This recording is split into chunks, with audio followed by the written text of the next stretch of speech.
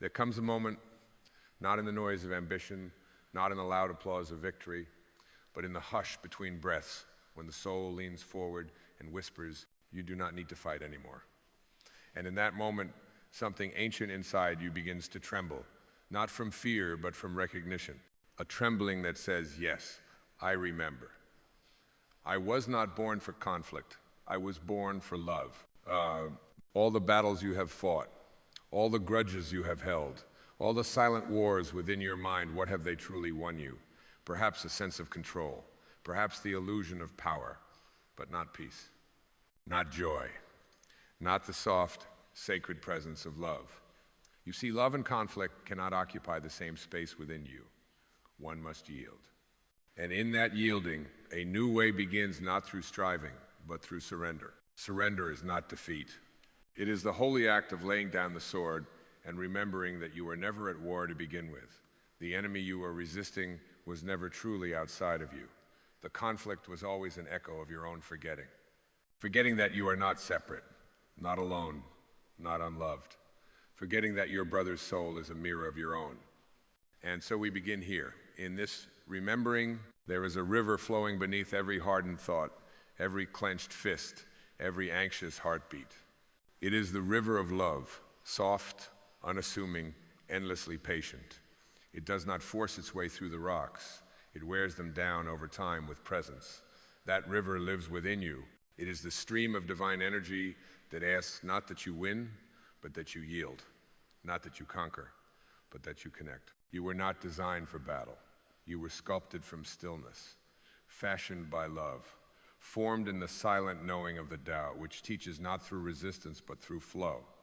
Lao Tzu said, "Nothing in the world is as soft and yielding as water. Yet for dissolving the hard and inflexible, nothing can surpass it."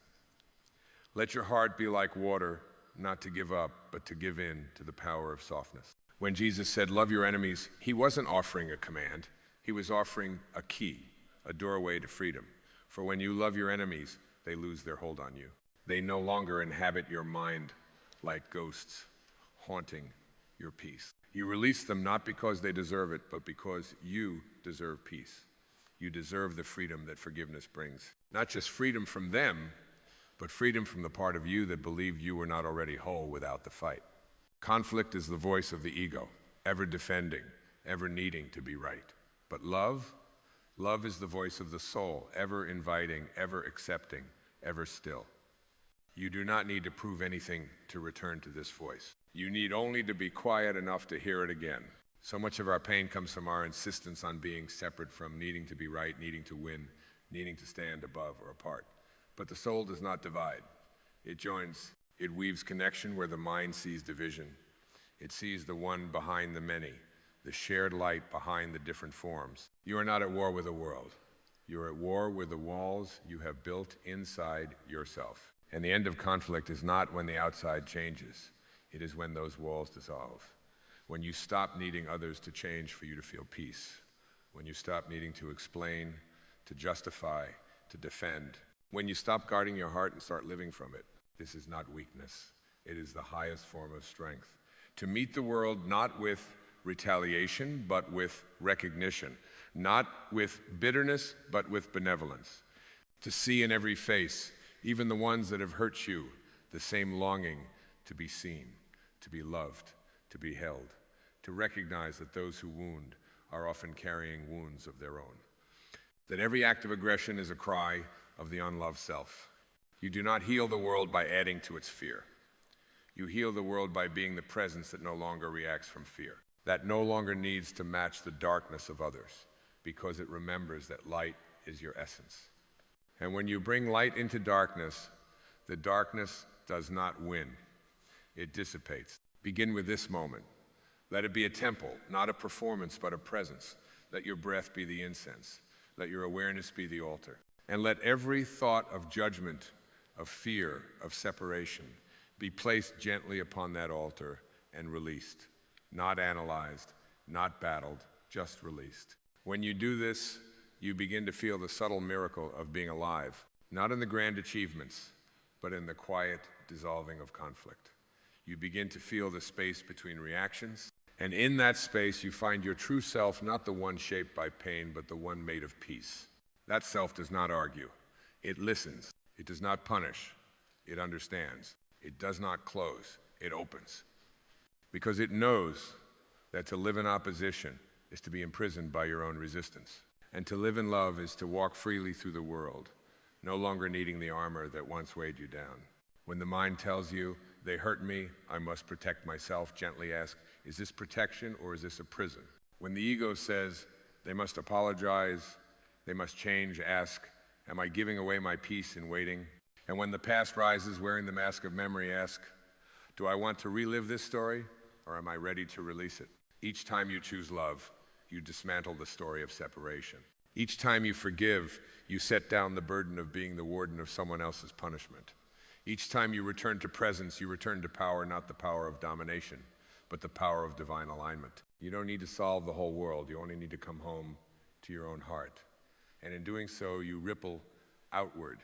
You become the calm in someone else's storm. You become the presence that allows another to exhale, not by fixing them, but by being fully, unapologetically at peace within yourself. The end of conflict does not mean the end of injustice.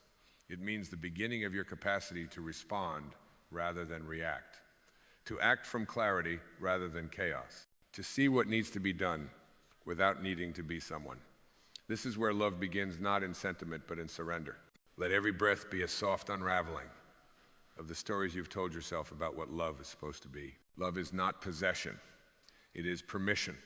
It is the holy invitation to let another be as they are, even when that means letting go, even when that means not understanding, even when it hurts. And so, beloved soul, I say again, you do not need to fight anymore. The battlefield was never your home. The sword was never your salvation. Lay them down and pick up the stillness, the awareness, the grace. The world will tell you this is foolish, that you must stand your ground, defend your image, fight to be heard. But the soul knows better. The soul knows that true power is not in shouting, it is in shining, not in resisting, but in remembering. You are not here to win the war. You are here to end it, and the end begins within. The end of conflict is not a thunderous event. It is not marked by banners or bells or declarations made to the world. It is quieter than that. It begins the moment you decide to no longer argue with reality. It begins in the instant when your heart sighs in relief, no longer needing to carry the tension of 1,000 unmet expectations. You exhale, and in that breath, the war ends. Not outside, but within. You see, peace is not something you earn. It is not awarded to the most deserving. It is not the result of a perfect sequence of actions. Peace is your natural state. It is the original condition of your soul before you were taught to defend, to compare, to brace against life. And to return to peace is not to gain something new. It is to release everything false. There is no conflict without resistance. And resistance is born not from truth, but from the fear of what is. When you believe you are separate, unworthy, or unsafe, you resist what arises. You label it, you judge it, you wish it were different.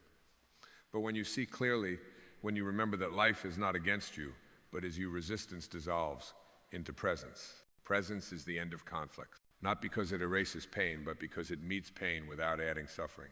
It meets pain with open arms and says, even this is welcome. Even this has something to teach me. Even this can be loved. Love, you see, is not a fragile flower that wilts under pressure. It is a fierce, eternal flame that burns through all illusion.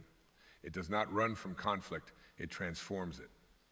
It does not fear darkness, it illuminates it. And when you choose love over fear, presence over projection, you become that flame. You become the light that no shadow can touch. But to choose love requires courage. Not the courage to conquer, but the courage to soften your gaze, to soften your grip, to soften your story, to look at the parts of yourself you've hidden behind walls and say, you are safe now, you can come home. Because it is not just others you've been in conflict with, it is yourself. The self you judged, the self you tried to fix, the self you silenced when it didn't meet the standards imposed by a world that forgot the sacredness of being. But the soul never forgets. The soul knows that your worth is not conditional. It knows that your beauty is not in your performance. It knows that healing is not a destination, but a return to what has always been whole beneath the masks, beneath the roles, beneath the noise. And so, when you release the inner conflict, when you stop trying to earn what is already yours, you become available to love. Truly available. Not as a concept, not as a fleeting emotion, but as a living force. A force that flows through your presence, through your gaze, through your silence.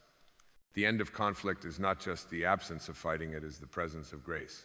Grace that no longer needs to control. Grace that no longer needs to prove.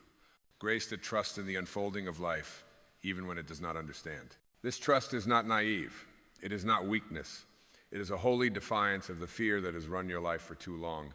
It is the sacred choice to meet uncertainty with surrender instead of strategy, to meet discomfort with breath instead of armor, to meet others not with suspicion, but with truly seeing them as extensions of the same divine field. In this field, there are no enemies, only expressions of love remembered or forgotten, only souls on the same path home, each taking a different road, each carrying different wounds. And the more you remember this, the less you judge, the less you defend, the less you separate.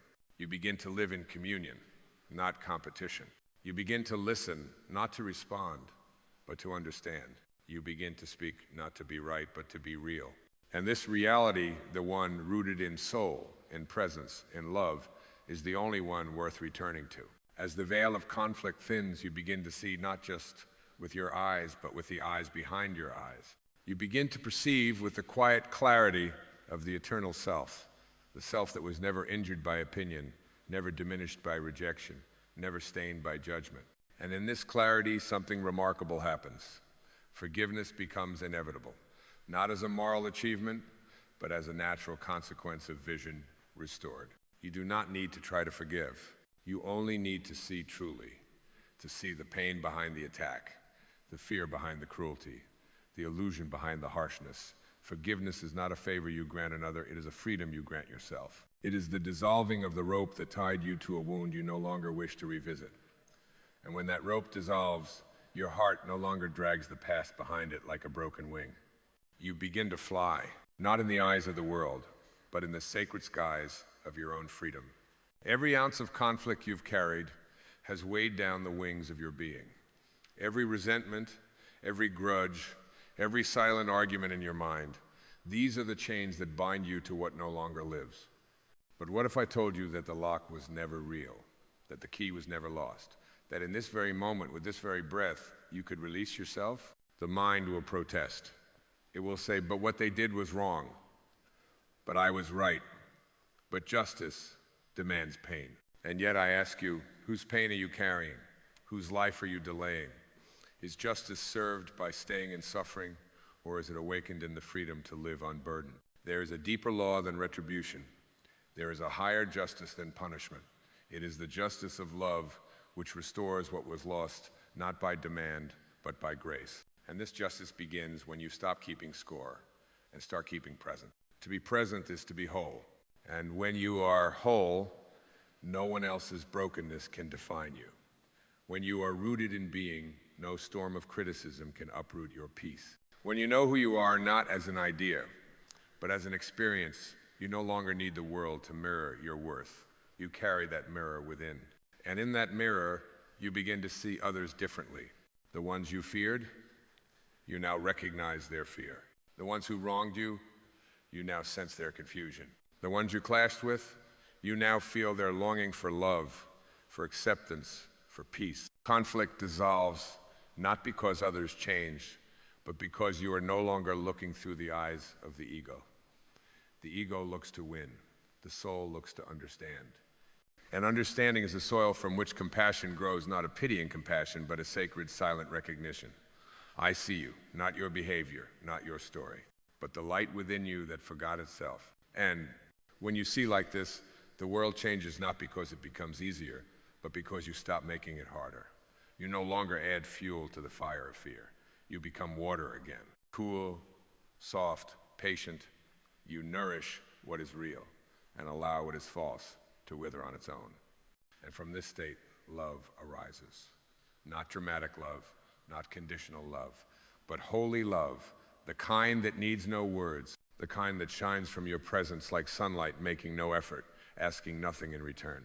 This love is your essence, not something you give, not something you receive, but something you are. The end of conflict is not the end of your strength. It is the beginning of your truest power, the power to stand in love when it would be easier to hate, the power to see clearly when the world prefers blindness, the power to walk lightly in a heavy world, not by escaping it, but by entering it fully with your heart open, your spirit awake, and your presence intact. This is the quiet revolution, and you are its beginning. There is a sacred art to no longer needing to be understood. It is the art of the soul that does not speak to be validated, but to express, that does not listen to be right, but to connect, that does not walk into a room looking to prove anything, but simply to radiate the quiet knowing of wholeness. And when you live from this place, you are no longer participating in the performance of life. You are embodying its truth. This embodiment is not loud. It is not showy. It is not wrapped in titles or accomplishments. It is found in the smallest things, the way your eyes soften when you meet a stranger's pain, the way your breath steadies when chaos swirls around you, the way you smile not out of obligation, but because your heart is no longer at war with the moment. This is the end of conflict, not when the world grows still, but when your resistance to it does. Not when people finally treat you how you wish, but when your peace no longer depends on how you are treated. Not when life gives you everything you asked for, but when you realize it already gave you everything you truly need, this breath, this awareness, this infinite now. You begin to notice how often the conflict was not in what happened, but in what you believed about what happened. You were not hurt only by the act, but by the meaning you gave it, the story you wrapped around it, the identity you attached to it. But meaning is not fixed, story is not stone. You can rewrite what you once believed was carved into you. You can revise the script not by pretending it never happened, but by no longer letting it define who you are. The true self is not defined by history. It is not bound by memory. It is the eternal witness, the silent seer behind the shifting scenes of your life. And when you begin to rest in that awareness, you touch something so vast, so unnameable, that even your deepest wounds begin to dissolve like fog in morning sunlight. This is what it means to be free, not free from emotion, but free within it, not numb, but open, not invulnerable, but unafraid. You feel fully, not because you are weak, but because you are strong enough to remain open in a world that teaches you to close. Let every sorrow come. Let every shadow rise. Let every ghost of the past knock at your door and welcome them, not as invaders, but as visitors, as messengers, as sacred guests sent to help you remember what part of yourself you've left behind in the cold. And one by one, with each breath of presence, you begin to reclaim those lost parts, not through force, but through forgiveness. Forgiveness is not forgetting. It is not excusing. It is not condoning. Forgiveness is remembering who you are beyond the wound. Forgiveness is saying to yourself, I will no longer carry what is not mine to carry. It is the ultimate act of self-liberation, and it is born not from righteousness, but from love. The kind of love that recognizes its own reflection in every face, even the faces of those who could not love you back, even the faces that wounded you from their own place of pain, because that's the truth. People do not hurt others from their wholeness, they hurt from their fractures. They lash out not because they are full of truth, but because they are empty of it. And when you see this, truly see it, you can stop taking it personally. You stop needing an apology to be at peace. You stop needing closure to move forward. You stop waiting for someone else to give you permission to be free. And in that stopping, you begin. You begin to walk this earth as a being of light disguised in human form. You begin to speak not from wounds, but from wisdom. You begin to meet others not with expectation, but with sacred curiosity. Who are you beneath your pain? Who are you beyond your defense? Who are you when you too are free? And just like that, love is born. Again and again and again. It was never gone. It was only covered. Covered by hurt, by pride, by fear. But love is like the sun. It doesn't stop shining just because the clouds pass through. And you are that Sunday. You are that radiance. You are that presence behind every storm. This is the great return. Not to who you thought you needed to become, but but to who you have always been underneath the armor. When you truly understand that you are not here to win the war, but to end it, you begin to see differently. You begin to breathe differently. You begin to live not as a soldier, but as a sanctuary. And this shift from warrior to witness, from defender to divine observer, is not a retreat from life, but a return to it. You realize that the need to be right has cost you more than you ever gained, that every argument you clung to, every justification you rehearsed, was a subtle way of reinforcing the illusion that you were separate. Separate from them, separate from love, separate from your own soul. But separation is a dream, a passing mist, a trick of the ego. In truth, there is no them. There is only you, wearing different masks, living different stories, dreaming different dreams, and beneath it all, yearning to awaken from the same illusion. This is why the end of conflict is not the end of your power, but the beginning of your radiance. Because when you no longer need to win, you begin to serve. When you no longer need to dominate, you begin to guide. When you no longer need to defend, you begin to heal. And healing does not mean forgetting what happened.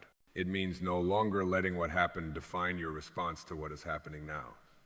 It means remembering that peace is not a passive state, it is a powerful one. A choice, a discipline, a way of living so rooted in your divine identity that nothing outside of you can steal it. The old you, the one built on wounds, on defense, on control, will tremble as it begins to fall away. Let it. Let the shedding feel like loss if it must, but know it is a sacred loss. You are not losing yourself. You are losing everything that was never you. Every label, every reaction, every role you played to survive. Survival is not living, and you were not born to merely endure.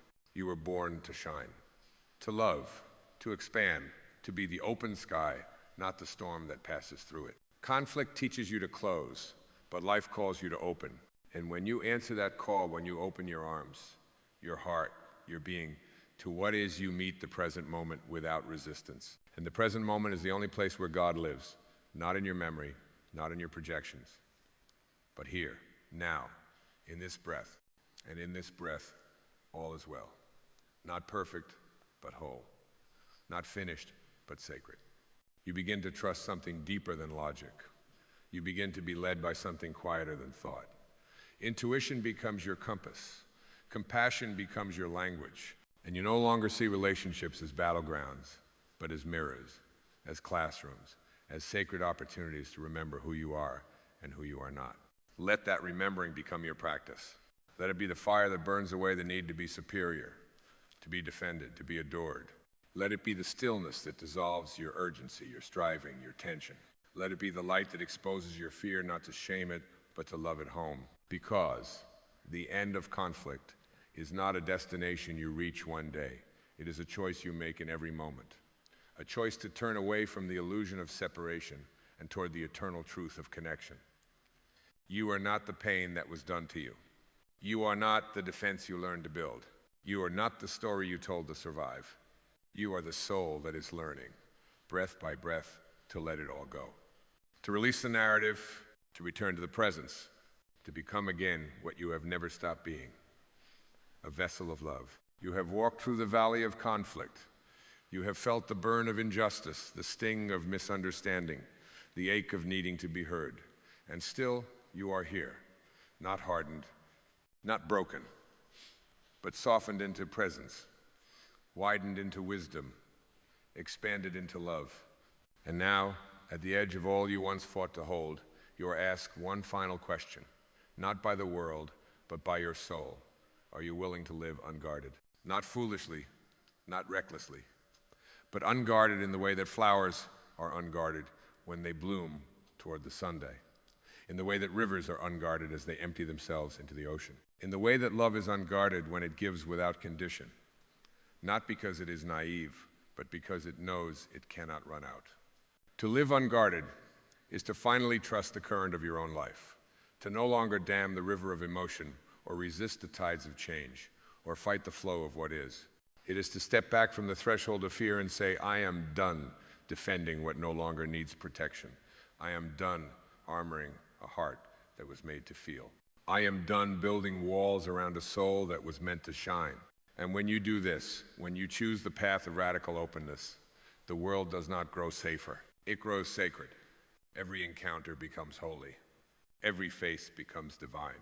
Every wound becomes a window through which grace enters. You begin to see that what you feared was never the other. It was the reflection of your own unhealed self in the mirror of relationship. But now, you no longer fear what you see. You embrace it. You bless it. You integrate it, because you finally understand nothing outside of you has power unless you give it power. You are the stillness in the storm. You are the light in the confusion. You are the love that never left. And so you begin to walk the world not with a clenched fist, but with open hands. Not to control, but to offer. Not to demand, but to give. You become a presence so rooted in your being that even in chaos, you are calm. Even in rejection, you are whole. Even in loss, you are complete. This is what it means to be truly free. Not freedom as the ego defines it, a life without challenge, but freedom as the soul knows it, the capacity to remain in love no matter what. And this, beloved one, is the beginning of heaven on earth. Not a place you go to, a place you create with every surrendered breath, with every gentle word, with every silent choice to choose connection over control. The end of conflict is not a finish line. It is a starting point, the start of love, real love, the kind that doesn't rush into fix but sits still to feel, the kind that doesn't say you must become but whispers you already are, the kind that looks at a world on fire and says, I will be the water. Be that water, be that stillness, be that love.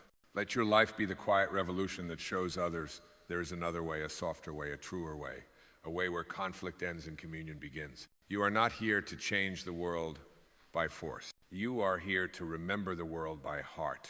And when you do, when you live from that remembrance, you become the very thing the world has been aching for, a being who has made peace with life, a being who has made peace with themselves. And so we arrive not at the end, but at the return to what was always true, always whole, always present. The end of conflict is the start of love, and love is where you belong. There is a sacred invitation whispered into the silence of every morning. Live today not as a routine, not as a rehearsal, but as if it were your last. Not from fear, but from reverence. Not from panic, but from presence. For when you remember that nothing is promised, not even the breath you are taking now, everything becomes sacred. Every glance, every step, every ordinary act, drenched suddenly in meaning, becomes a prayer to the eternal. What if today was not just another day, but the final brushstroke on the masterpiece of your life? Would you rush through it in worry? Would you carry grudges into its fragile hours? Or would you finally see the miracle in your own hands, in the eyes of those you love, in the soft hush of your own heartbeat? To live as if this were your last day is not to dwell in morbidity. It is to awaken. It is to peel away the illusion of tomorrow and let the present moment shine so brightly that it blinds every lie you've ever believed about what matters. The Tao Te Ching reminds us that life is a series of natural and spontaneous changes. Do not resist them. That resistance is where suffering lies. But presence, that is where God breathes. You are not here forever. This body will fade. These roles you play will dissolve. The house you built, the titles you gathered, the opinions you feared, none of them will follow you beyond the veil. But your love will. Your awareness will. Your choices made in truth, your compassion given freely, your courage to forgive, these are eternal. These are what carry you home. When you live each day as if it were your last, you don't postpone your joy. You don't wait to say, I love you or I forgive you. You don't let pride write the ending to a story still aching for peace. You understand that no moment is too small for significance, and no soul is unworthy of your kindness, including your own. Imagine walking through this day with the awareness that every encounter is holy, that every person you pass is a fellow traveler on the same brief journey through form. How gently you would walk, how carefully you would speak, how quickly you would release the need to be right in favor of being real. Because when the ego dissolves in the presence of impermanence, only love remains. And yet, how quickly we forget. We get lost in the illusions of time as if tomorrow is guaranteed. We speak harshly, assuming there will be time to apologize. We stay in jobs that suffocate us, relationships that numb us, patterns that diminish us all, because we think we have more time. But time, beloved, is not a promise. It is a gift, a miracle. A single breath is a universe, and one day you will take your last. Will you have lived fully by then? Will you have said what your soul came here to say? Will you have danced your dance, sung your song, wept your tears, and poured your essence into the world without restraint? To live this way consciously, presently, passionately is not to deny the future, but to surrender the illusion that it is where your life begins. Your life is not out there. It is not waiting in some imagined someday. It is here. Now, in this inhale, in this exhale, in this tender, fleeting, holy instant, you must not wait to live. The soul cannot thrive on delays. There is no spiritual awakening that begins tomorrow. There is only this moment and your willingness to be completely alive within it.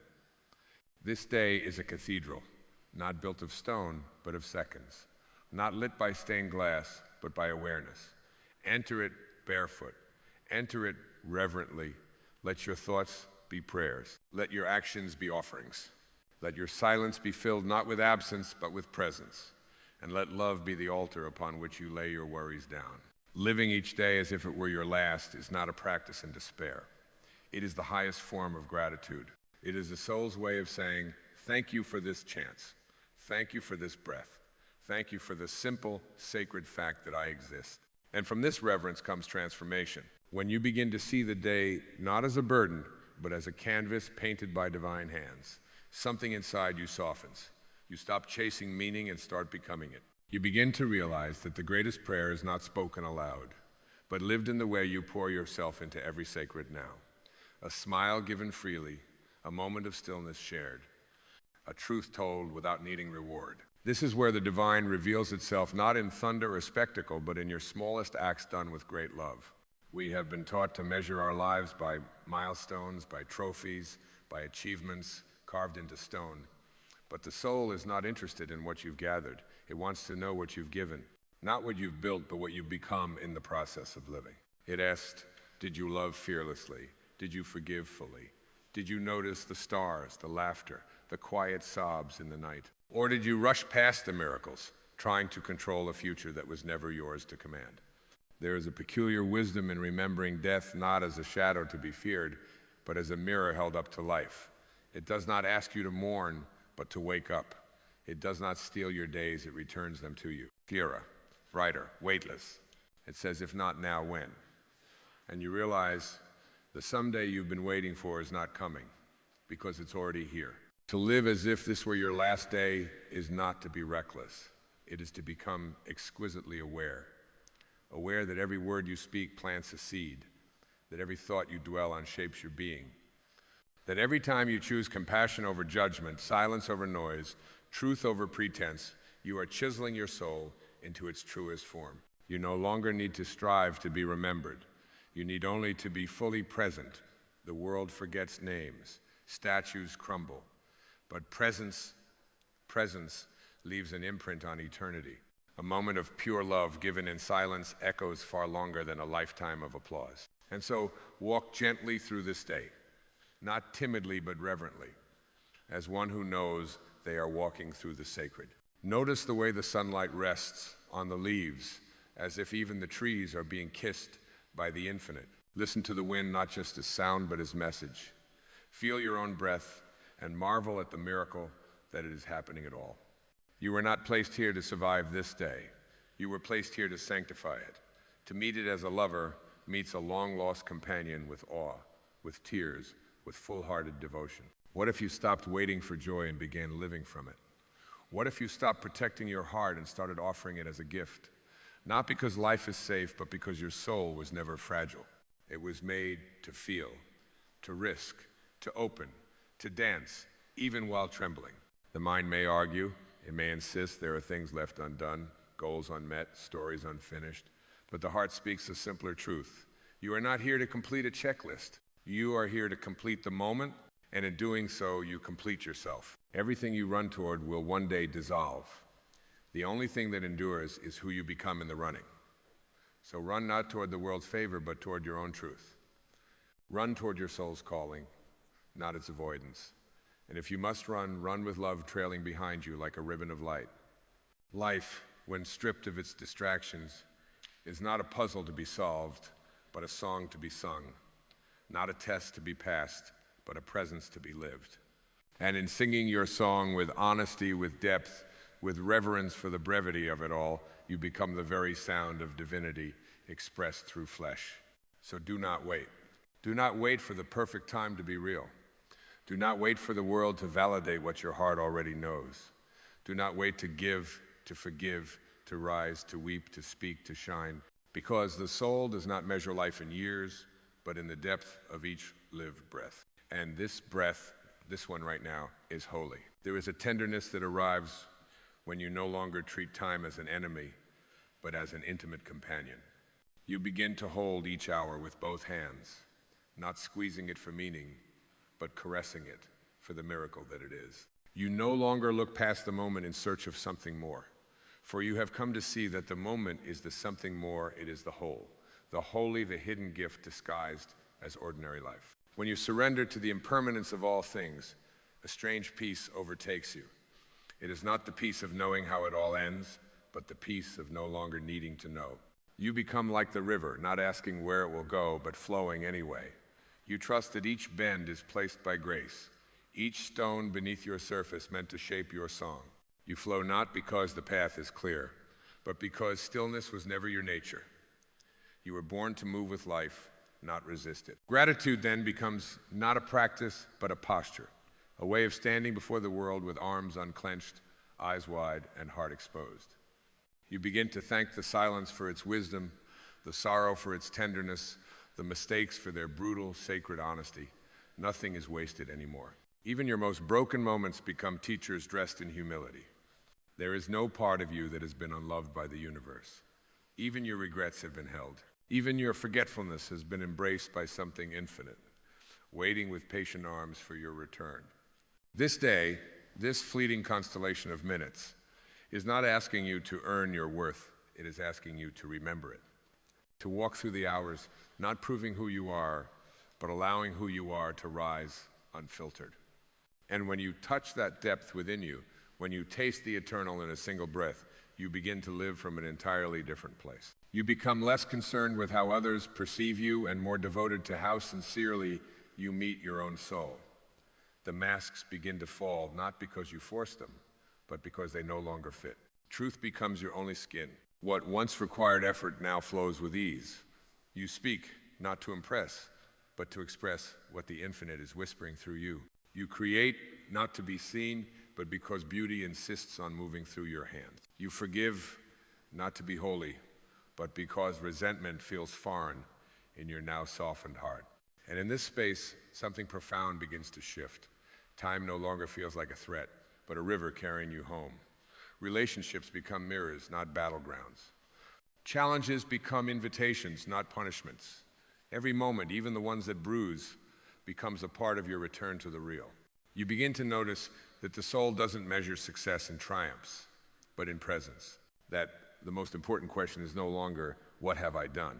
But have I shown up with love? And when that becomes your compass, life stops being something to conquer it, becomes something to commune with. You are no longer driven by the noise of the world. You are drawn by the silence within it. That silence has become your sanctuary, your teacher, your oldest truth. In it, you remember who you were before the world told you who to be. And from that remembering, you start to live not as a reaction, but as a revelation. Each breath becomes a soft return. Each step becomes a prayer of gratitude to the earth beneath you.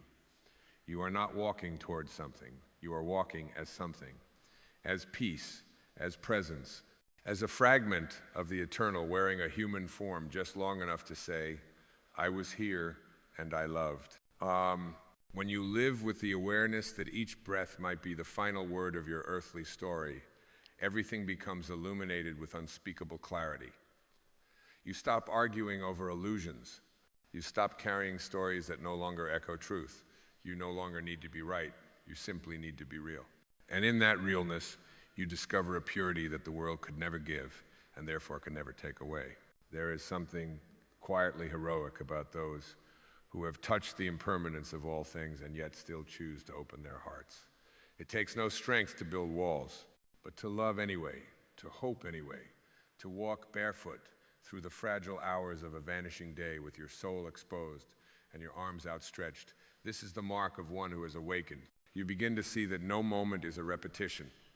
The sky has never looked quite like this. The wind has never whispered this exact phrase through the trees.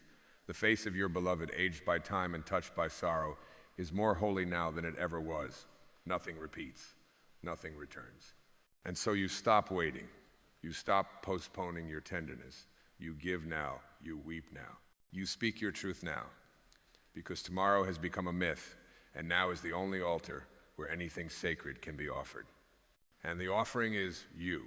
Not the version of you that pleases, performs, or persuades, but the raw flame that flickers beneath your ribcage, the quiet knowing, the gentle strength, the vulnerable truth. This is your gift to the world, not what you produce, but what you are when all production ceases.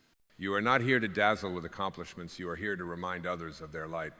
By the way you refuse to dim yours, you will not always be understood. That is the cost of living from the soul. But what is misunderstood by minds is often recognized by hearts. You are not here to explain your essence. You are here to embody it.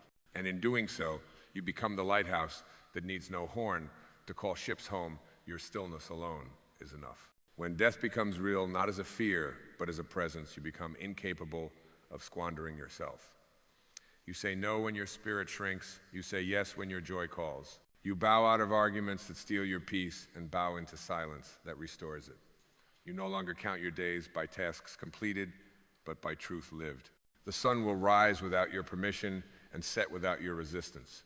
Your task is not to control the arc of light, it is to receive it, to let it wash over your face, to let it illuminate your shadows, to let it remind you that you too are made of radiance, that you too were never meant to hide. And so you begin to walk as if the earth were sacred again, because it is. You touch things with reverence. You look people in the eyes, not as distractions, but as fellow sparks of the infinite. You speak less, but with more weight. You choose your presence over your performance. You move not to get somewhere, but to feel where you are. Even your pain softens, not because it disappears, but because it is no longer exiled. You sit with it. You welcome it as part of this great tapestry of what it means to be alive. And strangely, it begins to heal, not by force, but by love, by inclusion, by the sacred light of your unflinching attention. You are no longer at war with yourself. This is what it means to live each day as if it were your last, not recklessly, but reverently. Not with haste, but with holiness. You do not try to escape life. You press your ear against it and listen for the heartbeat of God. There comes a moment when living with the truth of impermanence no longer feels like a burden, but becomes a doorway not to despair, but to devotion. For when you truly know that nothing lasts forever, you stop wasting your sacred energy on the trivial.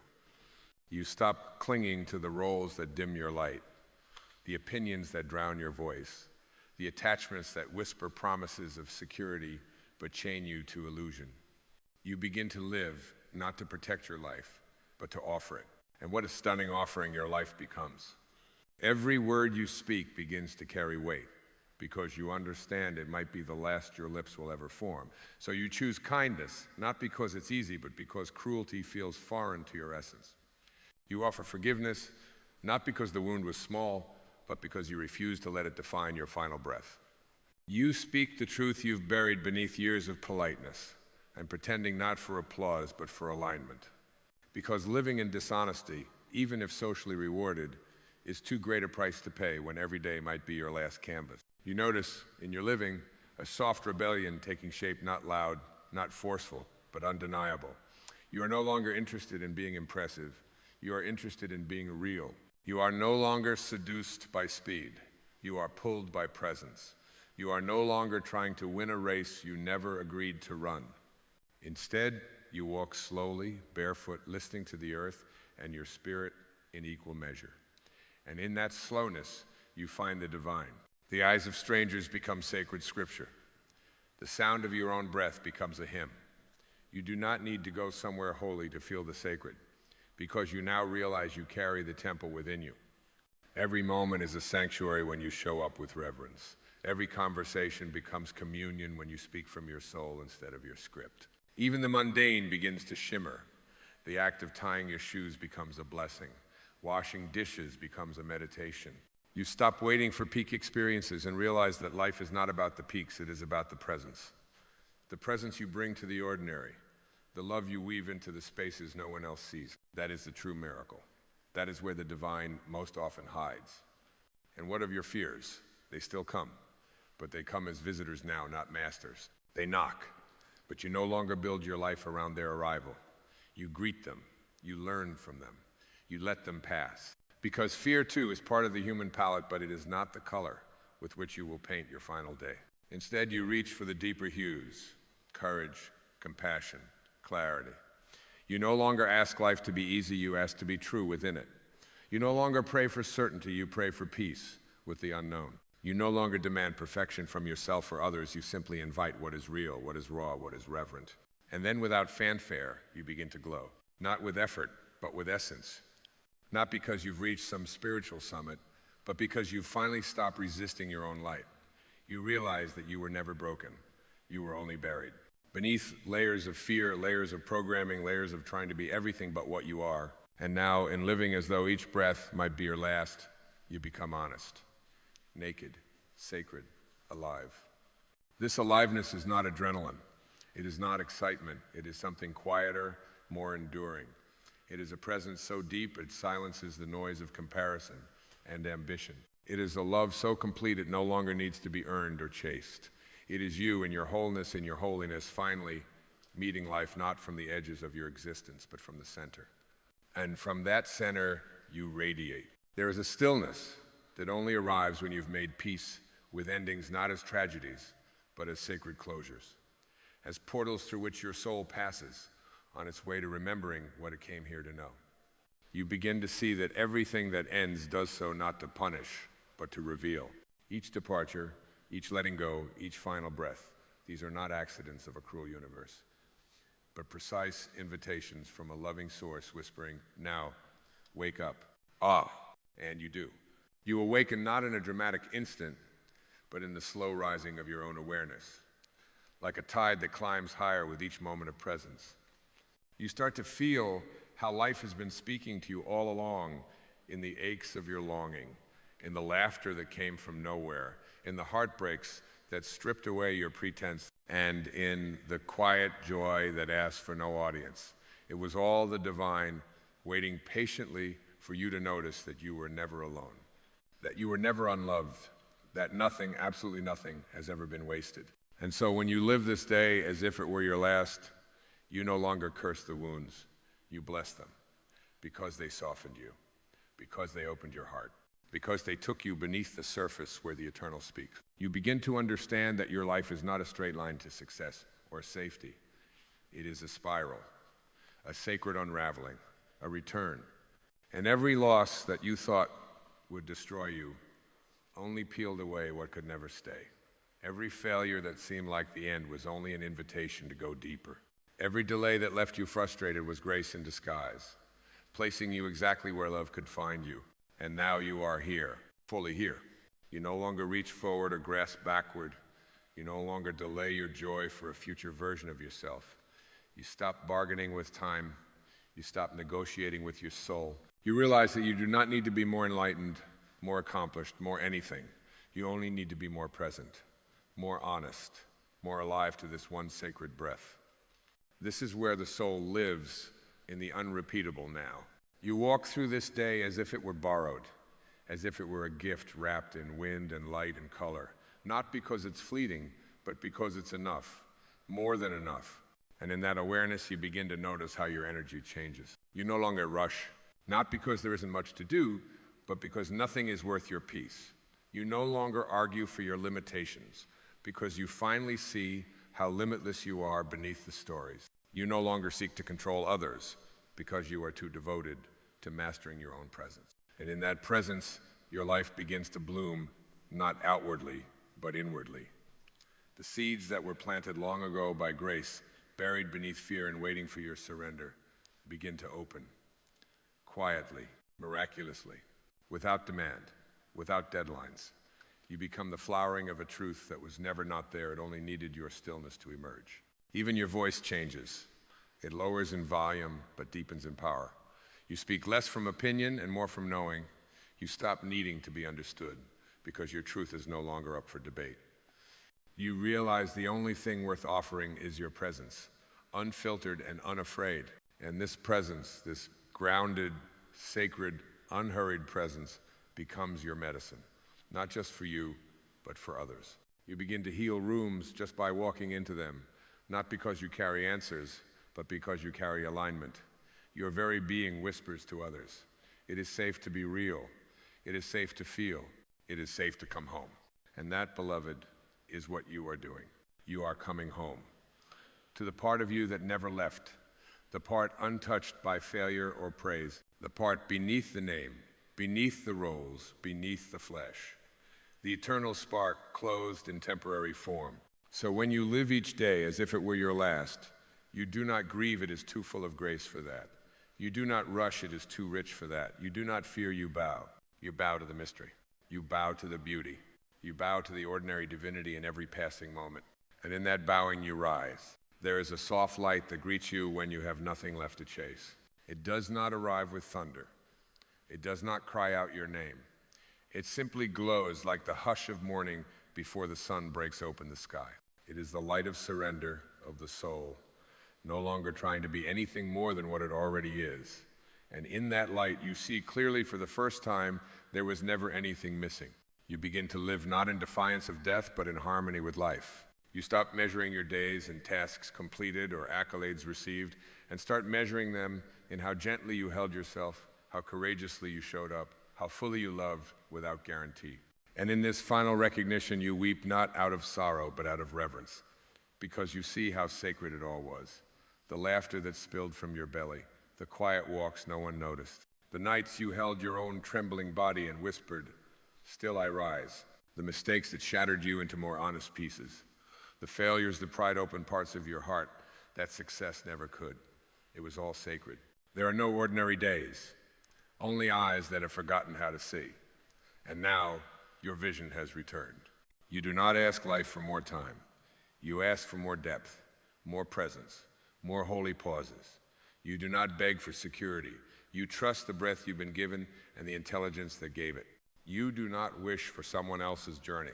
You walk yours with quiet pride, knowing that even your detours were divinely appointed. And if today truly were your last, you would not panic.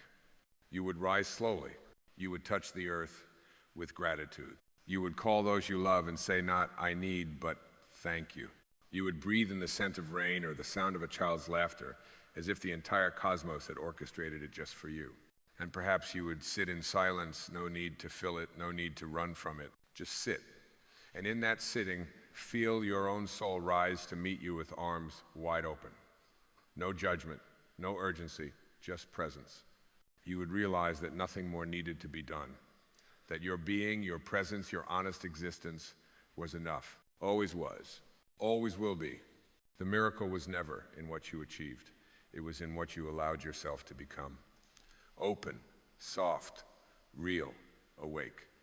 And as the day draws its final breath, you would smile, not because everything was easy, but because everything was seen.